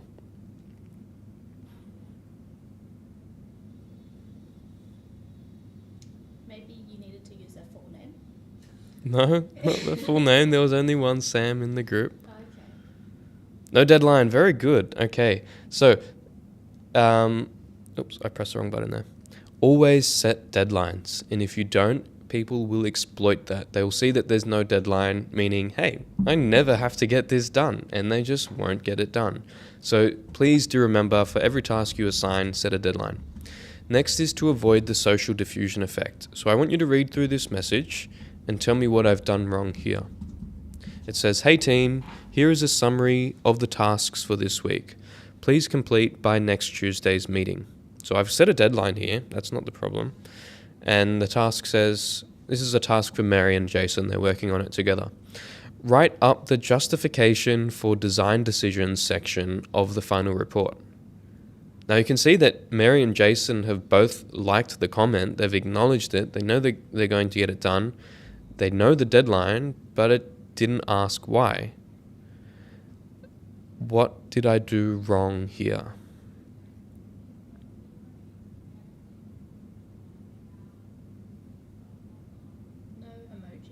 No emojis? No? Friends are being dry. They are being dry. I don't like reacts. I prefer heart reacts at least. Specify people. They don't know who's doing what. Very good. So we call this the social diffusion effect. And it's a very common thing that students will pair people up to work on one task. But when you do that, Mary says, oh, I thought Jason was going to do that. And Jason says, oh, I thought Mary was going to do that. And maybe that excuse is not valid, but because they have that excuse, they will use it. They will exploit that excuse. So to prevent that from happening, always break tasks down so that it's one task per person. Multiple people can work together on a similar grouping of tasks, but their responsibilities need to be clear, defined, and distinct. Okay, next is to exploit commitment bias. And this is a hack that I used to use as a private tutor. So for any of you private tutors, feel free to steal this hack.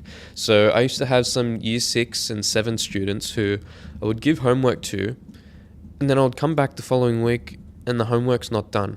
And the excuse is, oh, I forgot you gave me that homework. Oh, I forgot where you wrote it down. Oh, I didn't know I was supposed to do that. Oh, I got busy because I had to go to this friend's birthday party. And they've got all of these excuses, and every week it's the same set of excuses. And so eventually I got sick of it.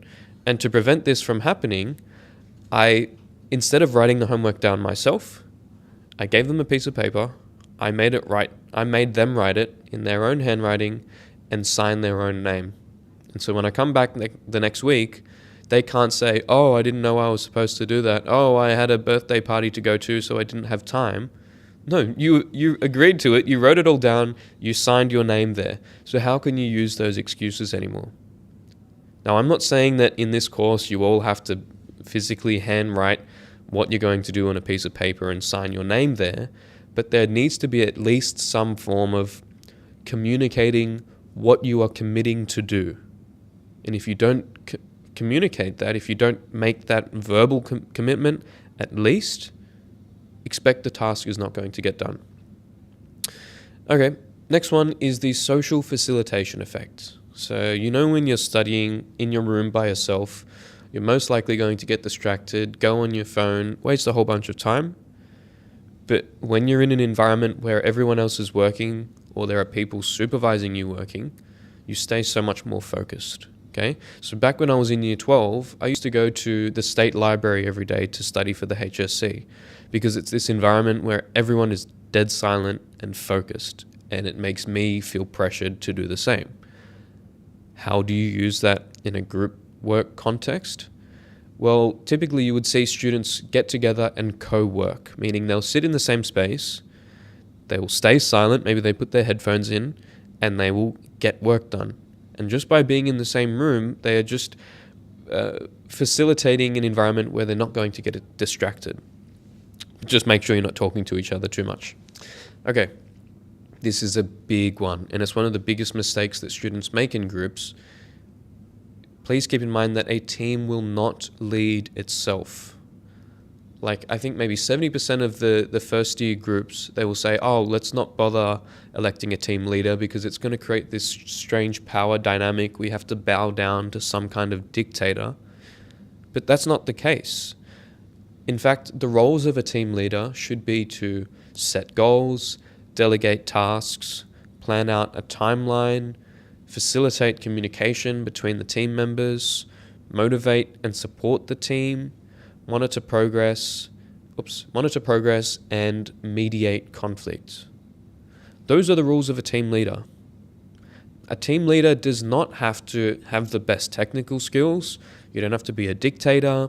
You don't have to have a higher workload than everyone else. You don't have to start fights with people.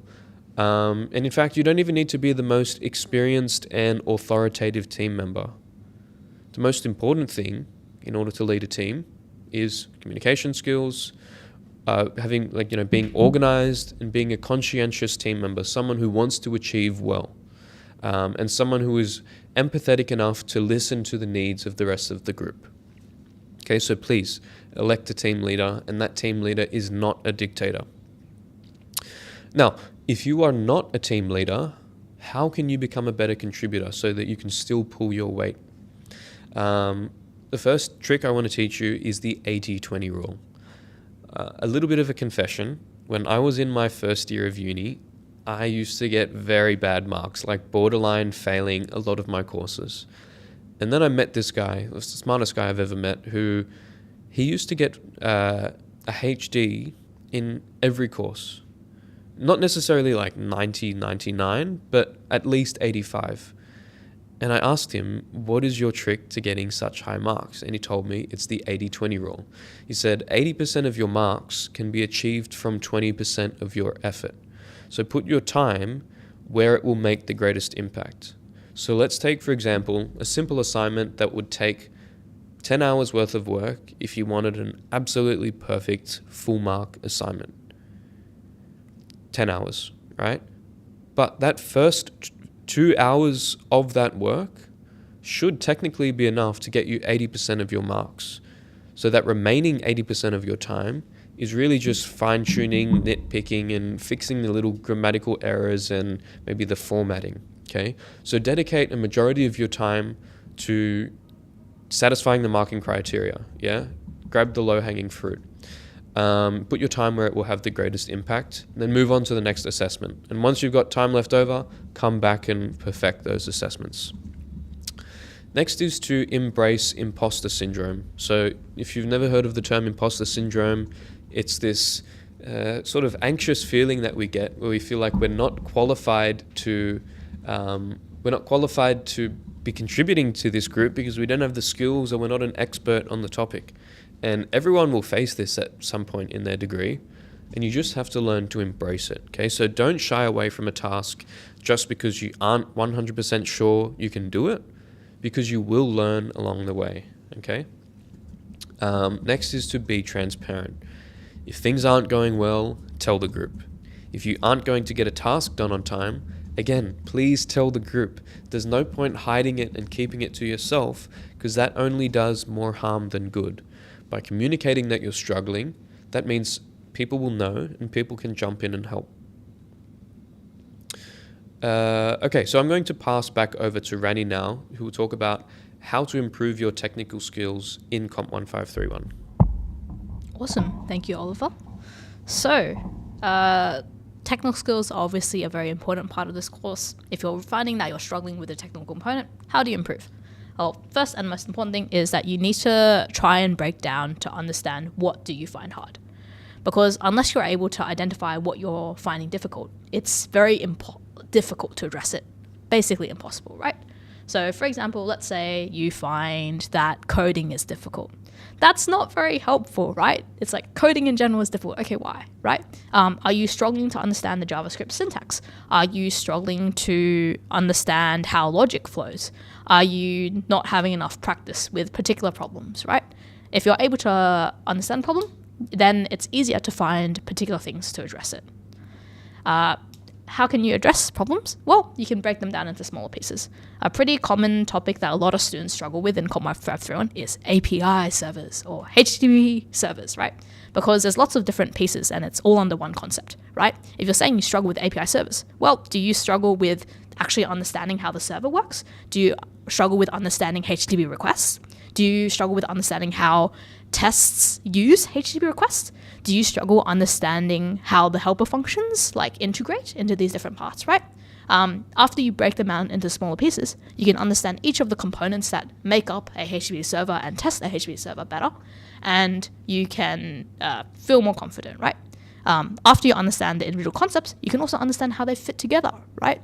So for example, let's say I have a test that's failing in iteration 2 for HTTP servers. Then if I understand how everything works and I understand how it fits together, I can track why my test might be failing. So from the test, I can go into the HTTP request, I can go into the API server, I can go into the actual functions, and then see what it returns. So by following these concepts, you can generally improve your individual technical skills. What about things with other people or group improvement things? So firstly, you can try it yourself, but also remember to ask for help. As a tutor, we've all seen it. There's like a student, they've been hard stuck on like this one problem for like 3 hours. They're still stuck next week. They're still stuck the week after, right? It's really important that if you find that you're hitting a wall, let's say you've tried 3 hours or something and you just don't know what you're doing wrong, you should ask for help. Whether it be a teammate, a tutor, on the forum, on the help sessions, try and find a way to get unblocked and maybe understand, maybe your approach is different, right? Or something. Since you're working in a group, it's also important to read others' code. Everyone should be sharing and trying to improve your knowledge. Even if you read others' code and you don't understand what you're doing, right? You can add a comment in the code review that's like, hey, this seemed really cool. Can you explain a bit more about what this particular code does? And this way, it also makes you more engaged in your entire group project, so you don't feel like you can only do a small section. Finally, practice makes better, and perfect is an illusion. So with everything, just getting something done is always better than getting something perfect. Having something to show for your time is better than nothing.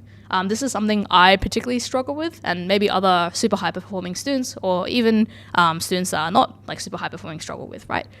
You need to maybe try avoid wanting to get something done perfectly, because they'll build it up in your mind, and then it will make it so that you struggle to start.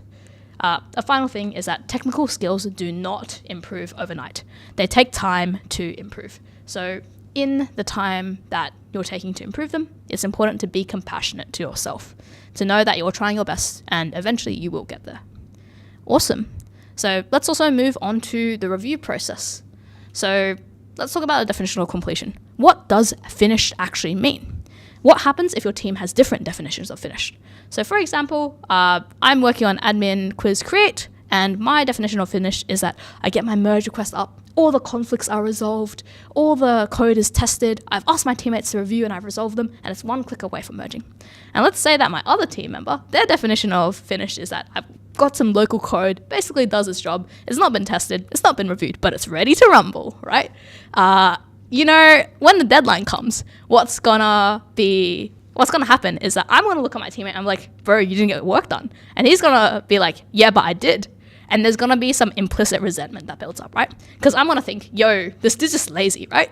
But then he's gonna think, yo, this person's so high maintenance, right? So when there are implicit assumptions, it's always better to discuss those ahead of time, so you can kind of agree in what is actually finished mean, right?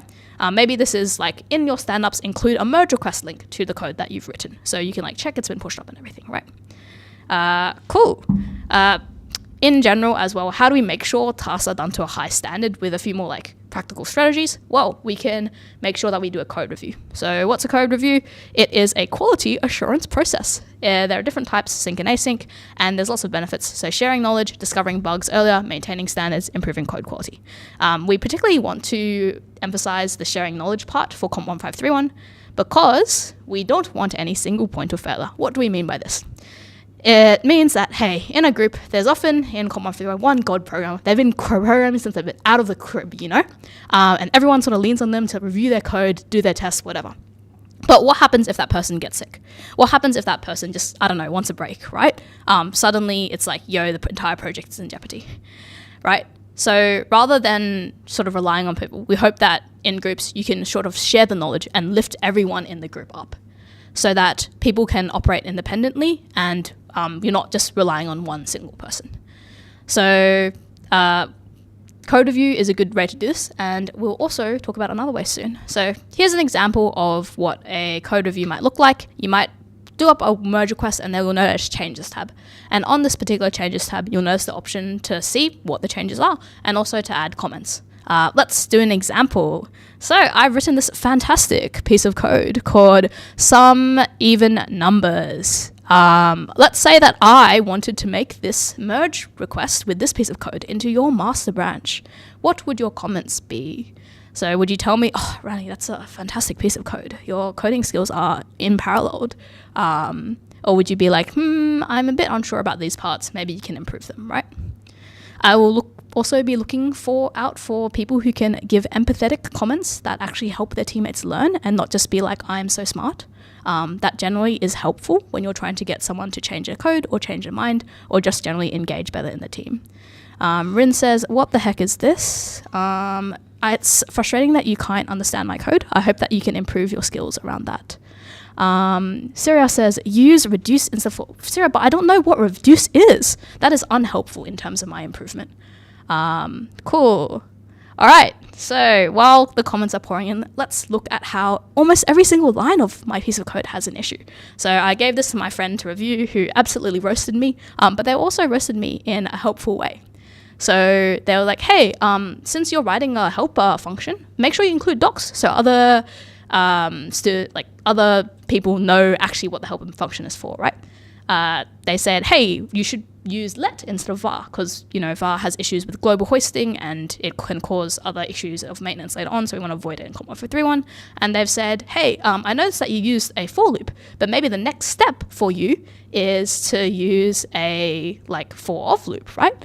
And then they've also been like, hey, an even further step might be to use a reducer. And they give a link so that I can explore that on my own time, right? But you know how they've been pretty considerate and they've been polite and they're giving comments in a way that is there to help me learn, not to be like, yo. Awesome. The next... Maxwell asked, how often should we be doing code reviews? For small mergers, but maybe not for big mergers, should all members be present? Yeah, great question, Maxwell. So it's really up for your group. I'll be honest, when I did COMP1531, I just skimmed all the code and I was like, yeah, it looks good to me, ship it, right? But I would suggest, right, especially for a teammate, maybe this is okay for teammates doing, if you're on a time crunch or if you're a really high performing one, right? But make sure that option is there for people to look at your code and your merge requests, right? So I'd suggest maybe if you've completed an entire function, have people look at it so they can understand how you're approaching things.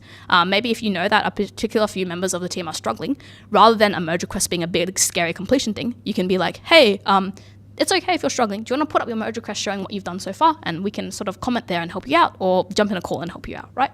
I'd suggest doing it for the big functions, doing it when you have time, doing it to learn, and doing it to sort of understand what else is going on in your code base. It's also important to note that you don't need to comment. Sometimes you can just read it and maybe it's a DM asking them how this works is also more approachable.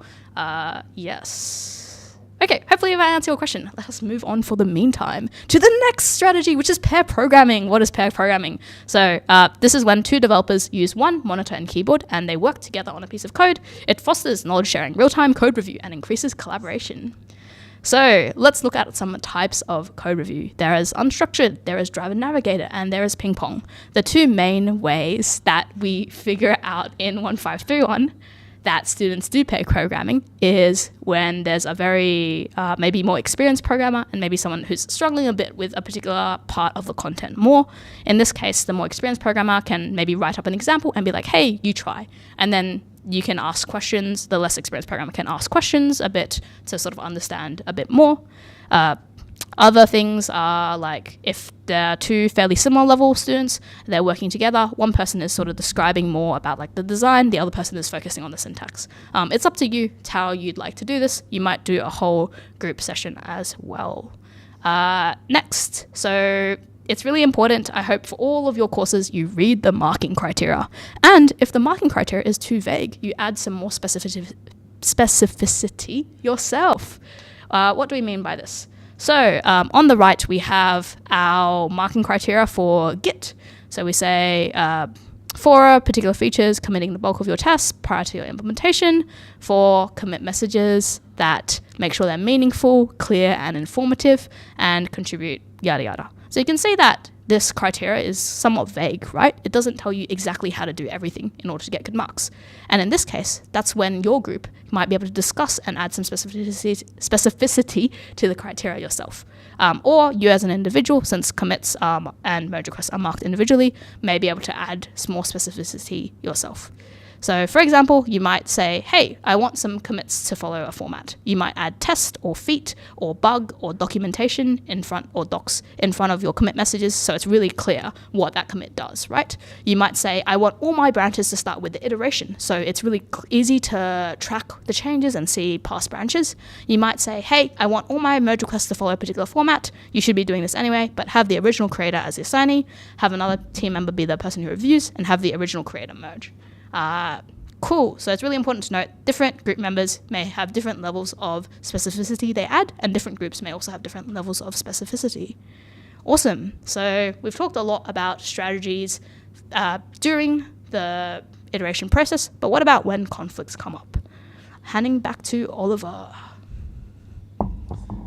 Okay, so I want to brainstorm a little bit about what are some of the most common causes of arguments. And I want you to drop your suggestions in the chat. If you've ever done a group work project, maybe back in high school, or maybe you've already had one this year, of what arguments have you had and what do you think are the causes of it? The most common answer that I'll get from students is number one, strong conflicting opinions, especially where the opinions matter a lot, like when making design decisions, right? Sometimes you'll have some people who aren't willing to listen to others. They're very stubborn. Sometimes people are not willing to share their ideas, or not getting a chance to share their ideas. And then a really big one is that different people have different rules for what they consider to be acceptable. Just like we were talking before about different people having different expectations about what complete is. Different people have different ways of behaving. Sometimes the workload will not be shared equally, so one person might feel like they are burdened with too much work. And in other situations, one person voluntarily does all the work and the rest of the team has nothing to do. So that can lead to arguments as well. Sometimes you don't have clear rules about when and where to communicate. So you're getting messages on the wrong platform at 3 a.m. in the morning. You're getting random phone calls that can lead to arguments. People don't attend meetings, or they don't attend meetings on time, or they don't get their work done on time. Let me read the chat. If anyone suggested anything. Not quite? Okay, all good. So these arguments, they normally take place in the middle of term, right? And things start to get really heated, and it can lead to a bit of resentment between team members. And you don't really want that in the critical parts of the term where people should be working together really well. But nonetheless, it's still important to have these discussions and negotiate these things early. And so to do that, we use something called a group contract. And this is another one of those things that we will be assessing in iteration 0.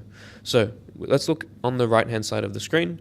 The group contract is basically a document that you fill out at the beginning of the term in your kickoff meeting, where at the top, everyone writes down their Z ID and their name, sort of as like a signature to acknowledge that they've read and agree with this contract. And then there's a few questions that you would answer together as a group. For example, when and where would you schedule the meetings? Where will you record the meeting minutes? Where will you communicate? What's a reasonable response time? How will you handle the conflicts? And so on, okay? So use the template in the repo. Go have a look through that, scroll through it yourself. That is part of iteration 0. Now keep in mind that this is a fairly simple group contract. You can make more advanced ones in future courses. Okay, now how do you make decisions as a group? How do you settle any disagreements and conflicting opinions? Let's run through a couple of common scenarios. The first scenario is, one person says, which Kanban board should we use? And someone says, GitLab issues, GitLab issues, GitLab issues, GitLab issues, GitLab issues, and then one person, the odd one out, says Jira. And do we simply do a majority rules vote? Do we do GitLab issues because everyone says they want GitLab issues? Well, not necessarily, because what if the person who wants to use Jira has really good justification for using Jira, and no one took the time to hear that person out? So instead, the conversation should go like this. Which Kanban board should we use? This person says I know everyone wants to use GitLab issues, but do you mind why I think Jira is better? And typically you'll find that your team members are kind enough to at least hear you out. They maybe won't agree with you, but you should at least take the time to listen to each other's opinions and why you have that why you have that opinion in the first place. It should not be purely majority rules. It should be an informed discussion. Another common scenario might be something like, let's call the variable data. And then the other person says, no, let's call it data store. And they just go back and forth fighting about something completely meaningless. In this kind of situation, I would advise you just pick one, let the other person win if you have to. There's no big deal. Okay, now you've learned all the strategies of how to avoid arguments, but nothing's going to prevent them entirely. And something that everyone, I guarantee you, will experience in their degree is someone slacking off. So what do you do if someone is slacking off? You can't solve a problem without understanding the cause. So you have to start by understanding the root cause of the problem. The root cause of the problem could be procrastination, which is could be caused by lack of intrinsic motivation, meaning they're just not enjoying their task in the first place. And if you suspect that could be the case, have a private and candid conversation with them. So in my early days as department lead at SunSwift Racing, we had a team member who he wasn't putting too much effort in. He was coming to meetings late, his work was really rushed, and oftentimes he would make up excuses for why he wasn't getting things done. And so I decided to sit down with him. I had a private conversation with him, and I was asking, is there any reason why you aren't getting the work done? Are you busy with other courses? Are you enjoying your time on the team? And he revealed to me that he actually doesn't enjoy being in the interior department, because we do all the sketching and the 3D modeling and the design work, which I find really fun personally. But his preference is to be sitting at a computer doing coding. And so I said, well, I think it's probably best that you move to a different department. And so he moved to, the technical support systems department, and he completely changed. He started putting in a lot more effort. He became a really good contributor, and he ended up being promoted to the technical manager of the team. So it just goes to show that when you are doing things you enjoy, you will do them a lot more without slacking off. Okay, so make sure that you give people tasks that they genuinely enjoy wherever that is possible. Another reason why people could be slacking off or people could be procrastinating is because of a misunderstanding of the deadline importance. So let's say an assessment is due on the Friday, but as a team you've agreed to make sure it's all done by the Tuesday, just in case you needed a bit of extra time for reviewing things. Some people, especially, an example from my life is when I was doing my thesis project, we had one team member who was incredibly smart. He could get the work done to a very high standard, but he knew the assignment was due on the Friday. And he knew that the Tuesday deadline, that wasn't that strict. And so he wouldn't get it done until the Friday. And so I had to warn him that I had to emphasize the consequences of missing the deadline. If we miss this deadline, it will have knock-on consequences for every other task that is dependent on this one being done. Okay, so make sure you emphasize that. Sometimes it's an overwhelming task size. If you've got a really big, seemingly insurmountable task ahead of you, it can feel daunting, and that would lead you to procrastinate. So make sure you break up those big tasks into smaller tasks and check up on those smaller tasks each week. And then, of course, there are personal issues. This will happen at some point. Help them out, give their tasks to other team members, and offer them support. And then finally, there is the heavy workload from other courses excuse. People will say, oh, I didn't get it done because I had to do this assignment for another course. I had this lab due. I had an exam to study for. And in my opinion, this excuse is very rarely valid. Why? Because we had some kind of agreement in place. When I handed out the tasks, I asked people, can you get this task done on time? Are you sure you have enough time to get it done considering your external workloads? Are you happy to get it done? And if they've agreed on that, how can they use the excuse of, oh, I had a lab to work on? You've already agreed to work on the task. You know your existing workload, okay? So keep that in mind. The excuse is very common, but it's very rarely valid. Now, I'm going to pass back over to Rani, who will talk about how to deal with the other conflict issues that will arise in your group and how, as a course, as a COMP1531 course, we would like you to handle them. Awesome. Thank you, Oliver. So we talked about one of the common examples, but I'm sure there'll be other internal group issues that come up. So for example, common one is unequal contribution. Maybe a student is, or a team member is merging bad code. Or maybe a team member is really rude and inappropriate to another team member. What would we like you to do in this case? Well, we'd like you to communicate the issue clearly and politely with your members, and we ask you to work together to solve it. If the responses from your members are not constructive, then we ask you to contact your tutor privately to keep them up to date. Let's look at this as an example. Let's say that I'm working in a group and one of my teammates keeps merging in their code directly into master without asking for a view, without getting approval. In that case, right, we want to frame the issue in a way that we're working together to solve it. So I might go to that group member and be like, hey, I noticed that you've been merging your code into master without approval. This actually isn't something that the course wants us to do. Can I ask if there's any reasons why? So maybe this member doesn't even realize that that's something that they need to do, right? They were like, oh, I'm so sorry. I didn't realize that I had to get approval before merging. And then then hopefully they like wait for approval, right? Or maybe they be like, I had my merge request up for 3 days and someone else was waiting for it, but no one reviewed it, right? And so maybe it's an issue of communication in the group in order to make sure the right merge requests are reviewed in an adequate amount of time, right? It's really important to reiterate to everyone that it's important to be really polite when you're bringing up issues, and also try and frame it in a way that it's a problem that the team solves. For example, I know that I'm often quite opinionated about about style, right? So I might feel like this person is purposely merging in unstylish code, right? Not cool. But from their perspective, they might think that their style is really good, right? So really important to communicate about what you think the issue is as soon as it come up. Don't let it fester, don't let it get too big, and try and solve it together. Awesome. Another common issue is disappearing group members, Houdinis. What should you do? Message them on MS Teams asking for their whereabouts. A reminder that your tutors will only be looking at MS Teams for communications. If the member does not reply within 48 to 72 hours, continue as if they will not reappear. What if they've just dropped the course, right?